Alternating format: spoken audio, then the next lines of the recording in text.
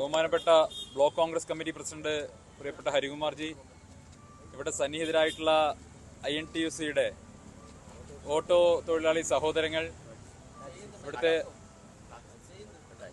കോൺഗ്രസിന്റെ മറ്റ് സഹപ്രവർത്തകർ, UDF-ന്റെ സഹപ്രവർത്തകർ, ഇവിടെ സന്നിഹിതരായിട്ടുള്ള മാധ്യമപ്രവർത്തകർ, നാട്ടുകാർ, അവർക്കും സാദര നമസ്കാരം. കോൺഗ്രസ് പാർട്ടിയുടെ ഭാഗമായതിനു ശേഷം ഇന്നലെ രാത്രിയാണ് തിരുവനന്തപുരത്ത് എത്തുന്നത്. അപ്പോൾ ഇന്ന് രാവിലെ 8 മണിക്ക് അരിസ്റ്റോ ജംഗ്ഷനിൽ പ്രിയപ്പെട്ട ഓട്ടോ തൊഴിലാളി സുഹൃത്തുക്കളുടെയൊക്കെ ഭാഗത്തു നിന്ന് ഒരു സ്വീകരണമുണ്ട്, INTUC-യുടെ ഭാഗത്തു നിന്നൊരു സ്വീകരണമുണ്ട് എന്ന് പറഞ്ഞപ്പോൾ ഞാൻ സന്തോഷത്തോടു കൂടിയാണ് ഞാൻ വരാമെന്ന് ഏറ്റത്. കാരണം എൻ്റെ രാഷ്ട്രീയ ജീവിതത്തിൽ ഒട്ടേറെ കാലം നടന്നു തീർത്ത വഴികളിൽ ഏറ്റവും പ്രധാനപ്പെട്ട ഒരു വഴിയാണ് അരിസ്റ്റോ ജംഗ്ഷൻ എന്ന് പറയുന്നത്. നിരന്തരമായി ഞാൻ വന്നുപോയിരുന്നൊരു ഓഫീസ് തൊട്ടപ്പുറത്തുണ്ട്. പക്ഷെ ആ തൊട്ടപ്പുറത്തുള്ള ഓഫീസ് അതിപ്പോൾ ഞാൻ ഓഫീസായിട്ടല്ല കാണുന്നത്, പകരം വെറുപ്പിന്റെയും വിദ്വേഷത്തിന്റെയും ഫാക്ടറി ആയിട്ടാണ്.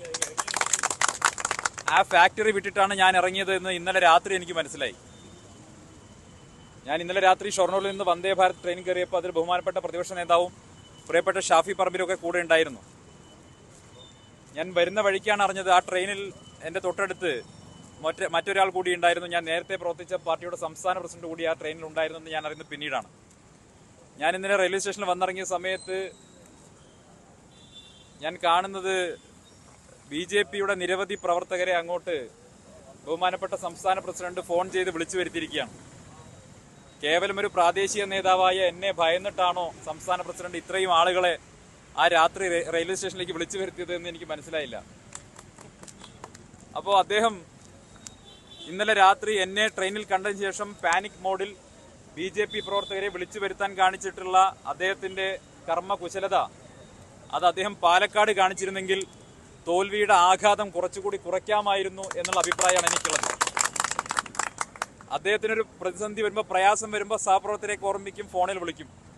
അതല്ലെങ്കിൽ ഒരാളെയും പരിഗണിക്കാത്ത ഒരു സംസ്ഥാന പ്രസിഡന്റാണ്. പക്ഷെ ഇന്നലെ രാത്രി എന്നെ ട്രെയിനിൽ കണ്ടതോടുകൂടി വല്ലാതെ പരിഭ്രമിച്ച് അവശനായ അദ്ദേഹം തിരുവനന്തപുരത്തെ ജീവിച്ചിരിക്കുന്ന മുഴുവൻ BJP പ്രവർത്തകരെയും ഫോൺ ചെയ്ത് സഹായം അഭ്യർത്ഥിച്ചു എന്നാണ് ഞാൻ മനസ്സിലാക്കിയത്.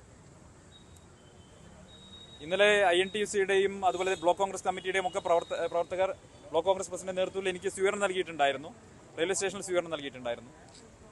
ഞാൻ മനസ്സിലാക്കുന്നത് ഇന്നലെ രാത്രി എന്നോട് പറഞ്ഞത് ഇവിടെ അരിസ്റ്റോ ജംഗ്ഷനിൽ വെച്ച ഏതോ ഫ്ലെക്സ് ബോർഡ് BJP-യുടെ പ്രവർത്തകർ ആണെന്ന് തോന്നുന്നു, അവർ ഇടപെട്ട് നശിപ്പിച്ചു എന്നാണ് പറയുന്നത്.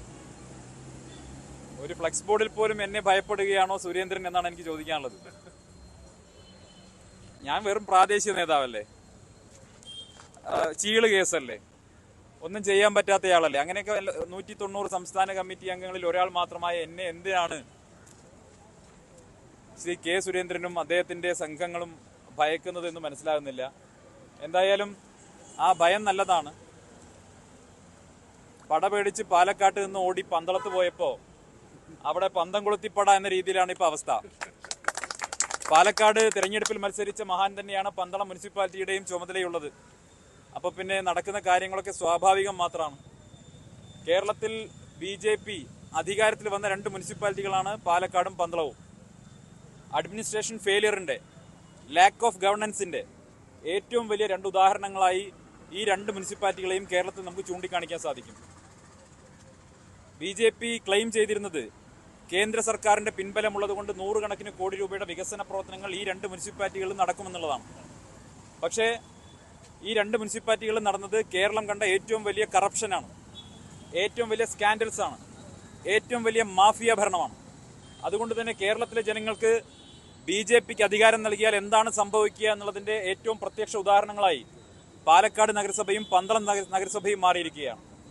പാലക്കാട്ടെ ജനങ്ങൾ, പ്രബുദ്ധരായ ജനങ്ങൾ BJPയെ ബാലറ്റിലൂടെ തന്നെ തിരസ്കരിച്ചു കഴിഞ്ഞിരിക്കുകയാണ്. പന്തളത്തും അത് തന്നെ സംഭവിക്കുമെന്നുള്ള കാര്യത്തിൽ എനിക്ക് സംശയമില്ല. ഇന്നലെ ഏറ്റവും അവസാനത്തെ ശ്രമം എന്നുള്ള നിലയ്ക്ക് ചെയർമാനും വൈസ് ചെയർമാനും ഒക്കെ രാജിവെക്കുന്ന അവസ്ഥയിലേക്ക് അവിടെ പോയിട്ടുണ്ട്. പക്ഷെ എന്നാൽ പോലും ജനങ്ങൾക്ക് മുന്നിൽ, കേരളത്തിലെ ജനങ്ങൾക്ക് മുന്നിൽ അങ്ങേയറ്റം പരിഹാസ്യരായിരിക്കുകയാണ് BJPയുടെ നേതൃത്വം. പന്തളം മുനിസിപ്പാലിറ്റിയിൽ കണ്ടത് കേരളത്തിലെ ഏറ്റവും വലിയ അഴിമതി നിറഞ്ഞ BJPയുടെ ഭരണത്തിന്റെ സ്വാഭാവികമായിട്ടുള്ള പുറത്തുപോക്കാണ്. ഇത് തിരുവനന്തപുരത്തെ ജനങ്ങൾക്ക് കൂടിയുള്ള മുന്നറിയിപ്പാണ്. തിരുവനന്തപുരത്തെ ജനങ്ങൾക്ക് പന്തളം നഗരസഭയിലെ ജനങ്ങളും പാലക്കാട്ടെ ജനങ്ങളും മുന്നറിയിപ്പ് കൊടുക്കുകയാണ്. BJPയെ സ്വീകരിച്ചാൽ ലഭിക്കാൻ പോകുന്നത് അഴിമതിയും സ്വജനപക്ഷപാതവും അങ്ങേയറ്റത്തെ വെറുപ്പും വിദ്വേഷവും നിറഞ്ഞ ഒരു ഭരണം മാത്രമായിരിക്കും. അതിലപ്പുറം ജനങ്ങൾക്ക് ഉപകാരപ്രദമായ ഒരു കാര്യങ്ങളും ചെയ്യാൻ BJPക്ക് കഴിയില്ല. BJPക്ക് അഡ്മിനിസ്ട്രേഷൻ നടത്താനുള്ള സംവിധാനമില്ല, അതിന് ശേഷിയുള്ള നേതൃത്വമില്ല എന്നുള്ളത്, കേരളത്തിൽ അതിന് ശേഷിയുള്ളവർ ഇല്ല എന്നുള്ളത് വ്യക്തമാക്കുകയാണ് പന്തളത്തിന്റെ അവസ്ഥ. ഒപ്പം എയിംസ് എന്ന് പറയുന്ന കേരളത്തിന്റെ ഒരു സ്വപ്നം, അത് കേരളത്തിന് അനുവദിക്കാൻ കഴിയില്ല എന്ന് പാർലമെന്റിനകത്ത് BJPയുടെ നേതൃത്വം കേന്ദ്ര സർക്കാർ വ്യക്തമാക്കിയിരിക്കുകയാണ്. ഇതിന് മറുപടി പറയേണ്ടത് കേരളത്തിലെ BJP നേതാക്കൾ തന്നെയാണ്. എയിംസ് ചില സ്ഥലങ്ങളിലൊക്കെ വരുമെന്ന് കരുതി കോടിക്കണക്കിന് രൂപയുടെ ഭൂമി വാങ്ങിയിട്ട ഏട്ടന്മാരൊക്കെ ഇനി എന്ത് ചെയ്യും എന്നാണ് എനിക്കറിയാത്തത്. അപ്പോൾ എയിംസ് വരുമെന്നുള്ള പ്രതീക്ഷയോടുകൂടി പല സ്ഥലത്തും റിയൽ എസ്റ്റേറ്റ് കച്ചവടം നടത്തിയവരൊക്കെ തന്നെയായിരിക്കും ഇനി അതിന്റെ ബുദ്ധിമുട്ടുകളൊക്കെ അനുഭവിക്കാൻ പോകുന്നത്. പക്ഷേ കേരളത്തിലെ ജനങ്ങളുടെ ചിരകാല ആവശ്യമായിരുന്നു എയിംസ് എന്ന് പറയുന്നത്. ആ എയിംസ് കൊണ്ടുവരാൻ കേരളത്തിലെ BJP നേതൃത്വത്തിന് കഴിഞ്ഞിട്ടില്ല, ഇവിടെ നിന്ന് പ്രതിനിധികളായി പോയവർക്ക് കഴിഞ്ഞിട്ടില്ല എന്നുള്ളത് ഏറ്റവും ദൗർഭാഗ്യകരമായിട്ടുള്ള കാര്യമാണ്. കേരളത്തോട് കാണിക്കുന്ന അവഗണനയുടെ ഏറ്റവും ഒടുവിലത്തെ പ്രത്യക്ഷ ഉദാഹരണമായി എയിംസ് നൽകാത്തതിനെ നമുക്ക് ചൂണ്ടിക്കാണിക്കാൻ സാധിക്കും. ഒപ്പം വയനാട്ടിൽ കഴിഞ്ഞ ദിവസം ഞാൻ പോയിരുന്നു. വയനാട്ടിൽ കഴിഞ്ഞ ദിവസം പ്രിയങ്ക ഗാന്ധിജിയുടെ സ്വീകരണവുമായി ബന്ധപ്പെട്ടാണ് പോയത്. അതിനു മുമ്പ് ഞാൻ വയനാട്ടിൽ പോയത് ബഹുമാനപ്പെട്ട പ്രധാനമന്ത്രിയെ സ്വീകരിക്കാനായിരുന്നു, BJPക്കാരനായി. അന്ന് ബഹുമാനപ്പെട്ട പ്രധാനമന്ത്രി വയനാട്ടിൽ വന്നപ്പോൾ BJPക്കാർ മാത്രമല്ല കേരളത്തിലെ മുഴുവൻ ജനങ്ങളും പ്രതീക്ഷിച്ചത് തകർന്നു നിൽക്കുന്ന, ഏറ്റവും വിഷമം അനുഭവിക്കുന്ന നമ്മുടെ സഹജീവികൾക്ക് ആശ്വാസം പകരുന്ന എന്തെങ്കിലും ഒരു സമീപനം കേന്ദ്ര സർക്കാർ കൈക്കൊള്ളുമെന്നാണ്. പക്ഷേ കേന്ദ്ര സർക്കാർ ഇതിന്റെ ഉത്തരവാദിത്തം പൂർണ്ണമായും കൈയൊഴിഞ്ഞുകൊണ്ട് അതെല്ലാം സംസ്ഥാനവും കേന്ദ്രവും, സംസ്ഥാനം ഭരിക്കുന്ന ഇടതുപക്ഷ സർക്കാരും കേന്ദ്രം ഭരിക്കുന്ന BJPയും പരസ്പരം കുറ്റം ആരോപിച്ചുകൊണ്ട് വയനാട്ടിൽ ഇരകളാക്കപ്പെട്ട, വയനാട്ടിലെ ദുരന്തത്തിൽ ഇരകളാക്കപ്പെട്ട ആ മനുഷ്യരെ സഹായിക്കുന്നതിൽ നിന്ന് അവർ പിന്മാറിയിരിക്കുകയാണ്. അങ്ങേയറ്റം മനുഷ്യത്വരഹിതമായിട്ടുള്ള നിലപാടാണ് ഇക്കാര്യത്തിൽ കേരള സർക്കാരുകൾ കൈക്കൊണ്ടിരിക്കുന്നത്.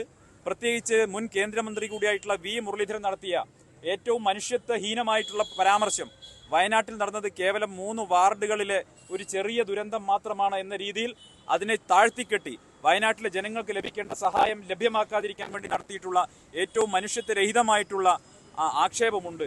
അതിനെല്ലാം കേരളത്തിലെ ജനങ്ങൾ മറുപടി കൊടുക്കും. കേരളത്തോട് കാണിക്കുന്ന ഈ അവഗണനയ്ക്കെതിരെ CPMഉം BJPയും പരസ്പരം സഹായിക്കുന്ന നിലപാടുകൾക്കെതിരെ കേരളത്തിലെ ജനങ്ങൾ, പ്രബുദ്ധരായ ജനങ്ങൾ വിധി എഴുതാൻ ഇനി അധികം കാലതാമസമില്ല. അത് മാത്രമല്ല, ഇപ്പോ തിരുവനന്തപുരത്തടക്കം BJPക്ക് മാൻ പവർ സപ്ലൈ ചെയ്യുന്ന ഏജൻസിയായി CPM മാറിയിരിക്കുകയാണ്.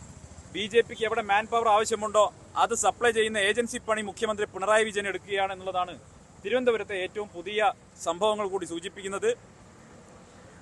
ഇവിടുത്തെ മംഗലപുരത്തെ മുൻ ഏരിയ സെക്രട്ടറി, അദ്ദേഹം BJPയിൽ ചേർന്നത് ഇന്നലെയാണെങ്കിലും വാസ്തവത്തിൽ അദ്ദേഹം BJPയുടെ ഭാഗമായിട്ട് ഏറെ കാലമായി എന്നതാണ് വസ്തുത. ഇവർ തമ്മിൽ നേരത്തെ ഉണ്ടായിരുന്ന കൊടുക്കൽ വാങ്ങലുകളൊക്കെ BJPക്കകത്ത് നല്ല രീതി എല്ലാവർക്കും അറിയുന്നതാണ്. ലക്ഷക്കണക്കിന് രൂപയുടെ, കോടിക്കണക്കിന് രൂപയുടെ ഇടപാടുകൾ ആരൊക്കെ തമ്മിൽ പരസ്പരം നടത്തിയിട്ടുണ്ട് എന്നുള്ളത് അന്വേഷിച്ചാൽ ബോധ്യപ്പെടാവുന്ന കാര്യങ്ങളാണ്. റിയൽ എസ്റ്റേറ്റ് ബന്ധങ്ങൾ ആർക്കൊക്കെ തമ്മിലാണുള്ളത്, വിഴിഞ്ഞം പോർട്ടുമായി ബന്ധപ്പെട്ട കരാറുകളിൽ ആർക്കൊക്കെയാണ് ബന്ധങ്ങളുള്ളത്, ഇതൊക്കെ അന്വേഷിച്ചാൽ ഈ കൊടുക്കൽ വാങ്ങലുകൾ സംബന്ധിച്ച വിവരങ്ങൾ പുറത്തു വരും. എന്തായാലും അന്വേഷണാത്മക മാധ്യമ പ്രവർത്തകർ ഇത്തരം കാര്യങ്ങൾ കൂടി അന്വേഷിക്കുന്നത് നല്ലതാണ്. ഇവിടെ BJPക്ക് ആളെ കൊടുക്കുന്ന, BJPക്ക് മാൻ പവർ കൊടുക്കുന്ന സപ്ലൈ ഏജൻസിയായി കേരളത്തിലെ CPM അധപ്പതിച്ചിരിക്കുകയാണ്. അല്ല, ഈ പ്രദേശം ഞാൻ പറഞ്ഞല്ലോ, ഈ പ്രദേശം അരിസ്റ്റോ ജംഗ്ഷൻ എന്ന് പറയുന്നത് ഏറെക്കാലം BJPയുടെ ഭാഗമായി ഞാൻ വന്നുപോയിരുന്ന സ്ഥലമാണ്. ഇപ്പം ഞാൻ കോൺഗ്രസിന്റെ ഭാഗമായി വന്നിരിക്കുകയാണ്. അതുകൊണ്ട് തന്നെ തീർച്ചയായിട്ടും ഇവിടെ വരുന്ന സമയത്ത് 190 സംസ്ഥാന കമ്മിറ്റി അംഗങ്ങളിൽ ഒരാൾ മാത്രമായിട്ടാണ് നേരത്തെ വന്നിരുന്നെങ്കിൽ ഇന്ന് കേരളത്തിൽ കോടിക്കണക്കിന് ജനങ്ങളുടെ മനസ്സിൽ, ഹൃദയത്തിൽ സ്ഥാനം നേടിയിട്ടുള്ള ഒരാളായിട്ടാണ് അരിസ്റ്റോ ജംഗ്ഷനിൽ വന്നിട്ടുള്ളത്. നേരത്തെ BJPക്കാരനായിരിക്കുമ്പോൾ ജനങ്ങൾ കണ്ടിരുന്നത് ഭയപ്പാടോടെയോ അതല്ലെങ്കിൽ വെറുപ്പോടെയോ കൂടെയായിരുന്നെങ്കിൽ ഇന്ന് ജനങ്ങൾ സ്നേഹത്തോടെ, ഒരു കരുതലോടെ, ഏറ്റവും മാനവികമായിട്ടുള്ള മൂല്യങ്ങളോട് കൂടി ഇന്ന് ജനങ്ങൾ സ്വീകരിക്കുന്നു എന്ന് പറയുമ്പോൾ വലിയ സന്തോഷമുണ്ട്.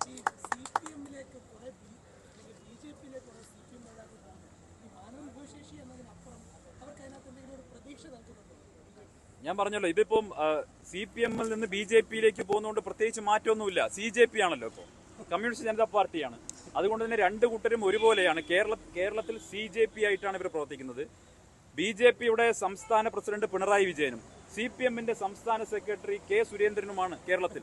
ഇവർ രണ്ടുപേരും പരസ്പരം സഹായിച്ചുകൊണ്ടാണ് പ്രവർത്തിക്കുന്നത്. പാലക്കാട് നിങ്ങൾ കണ്ടതല്ലേ, പാലക്കാട്ട് അവസാന തെരഞ്ഞെടുപ്പിന്റെ പ്രചരണത്തിന്റെ അവസാന ദിവസങ്ങളിൽ കൊടുത്ത പത്രപരസ്യം ആർക്ക് വേണ്ടിയിട്ടായിരുന്നു? ഞാൻ അവിടെ ഒരു ഘടകമേ അല്ല എന്ന് പറയുമ്പോൾ പോലും, ഞാൻ അവിടെ സ്ഥാനാർത്ഥിയല്ല, BJP-യിൽ നിന്ന് ഞാൻ വിട്ട് കോൺഗ്രസിലെ സാധാരണ പ്രവർത്തകനായി മാറിയ എന്റെ പേരിൽ 2 പരസ്യങ്ങൾ കൊടുക്കുകയാണ്. അപ്പൊ BJP-ക്ക് പറയാൻ പറ്റാത്ത കാര്യങ്ങൾ CPM-നെ കൊണ്ട് പരസ്യം കൊടുപ്പിക്കുക, എന്നുള്ളതിന്റെ പണം BJP ഓഫീസിൽ നിന്ന് കൊടുക്കുക. അതല്ലേ പാലക്കാട് നടന്നത്? അതിന് പാലക്കാട്ടെ ജനങ്ങൾ തിരിച്ചടി കൊടുത്തു. ഇപ്പൊ നടന്നുകൊണ്ടിരിക്കുന്നത്, അതായത് BJP-യിലേക്ക് CPM-ൽ നിന്ന് ഒരാൾ പോകുന്നുണ്ടെങ്കിൽ അതിൽ എന്താണ് ഇത്ര വലിയ പുതുമയുള്ളത്? അത് തറവാട്ടിലേക്കുള്ള ഒരു ഘർവാപ്പസി മാത്രമല്ലേ? അതിലപ്പുറം എന്താ ഉള്ളത്? 2 കൂട്ടർ ഒന്നല്ലേ? BJP-യുടെ തന്നെ ഒരു പ്രധാനപ്പെട്ട നേതാവ് ചെഗുവരയെ കുറിച്ച് വായിക്കാനല്ലേ BJP പ്രവർത്തകരെ ഉദ്ബോധിപ്പിച്ചത്? അപ്പൊ അത്തരം നേതാക്കളൊക്കെയുള്ള പാർട്ടിയല്ലേ? ഞാൻ വേറെ ഒന്നും പറയാൻ ആഗ്രഹിക്കുന്നില്ല. ഇല്ലല്ല, ഞാൻ അദ്ദേഹം ഉള്ളത് എന്റെ ശ്രദ്ധയിൽപ്പെട്ടിരുന്നില്ല. ഏറെ വൈകിയാണ് അദ്ദേഹം ആ ട്രെയിനിലുള്ള കാര്യം ഞാൻ അറിഞ്ഞത്. അതറിയാൻ കാരണം തിരുവനന്തപുരത്ത് ചില മാധ്യമപ്രവർത്തകർ വിളിച്ചിട്ടാണ് ചോദിക്കുന്നത്, സുരേന്ദ്രൻ നിങ്ങൾ അതേ ട്രെയിനിലുണ്ടെന്ന് പറയുന്നു, അത് കാരണം ഇവിടെ BJP പ്രവർത്തകരെ വിളിച്ചു കൂട്ടിയിട്ടുണ്ട്, നിങ്ങളെ കണ്ടു എന്നാണ് പറയുന്നതെന്ന് പറഞ്ഞു. ഞാൻ പറഞ്ഞു, എന്നെ കണ്ടതിന് ഞാൻ വെറും ഒരു സംസ്ഥാന കമ്മിറ്റി അംഗം, അതല്ലെങ്കിൽ എന്താ പ്രാദേശിക നേതാവിനെ ട്രെയിനിൽ കാണുമ്പോഴേക്ക് അദ്ദേഹം എന്തിനാണ് ഇങ്ങനെ ഭയക്കുന്നത്? എനിക്ക് മനസ്സിലാകുന്നില്ല. അദ്ദേഹത്തിനൊരു സന്ദീപ് ഫോബിയ പിടികൂടിയിട്ടുണ്ടോ എന്ന് എനിക്ക് സംശയമുണ്ട്. കാരണം എന്നോടുള്ള ഭയം മുഴുവൻ ഇന്ന് നിങ്ങൾ മൈക്കുമായി അദ്ദേഹത്തിന്റെ മുന്നിൽ പോയി കഴിഞ്ഞാൽ നിങ്ങളെ കൈകാര്യം ചെയ്യും. ആ രീതിയായിരിക്കും അദ്ദേഹത്തിന്റെ ശരീരഭാഷ. അപ്പൊ എന്നോടുള്ള ഭയം, അല്ലെങ്കിൽ എന്നോടുള്ള എന്തോ ഒരു ഫോബിയ, അത് വാസ്തവത്തിൽ പുറത്ത് പ്രകടിപ്പിക്കാൻ സാധിക്കാതെ അദ്ദേഹത്തിന്റെ ഉള്ളിലിരുന്ന് ഇങ്ങനെ പൊട്ടുകയാണ്. അതാണ് മാധ്യമപ്രവർത്തകരോടുള്ള വൈരാഗ്യമായിട്ട് വരുന്നത്. നിങ്ങൾ ശ്രദ്ധിച്ചോ, നിങ്ങളുടെ ഓഫീസിനകത്ത് കയറി എന്നെ കിട്ടാത്തതിന്റെ ദേഷ്യം നിങ്ങളോട് തീർക്കുമോ എന്നുള്ള ഭയമാണ് എനിക്കിപ്പോൾ.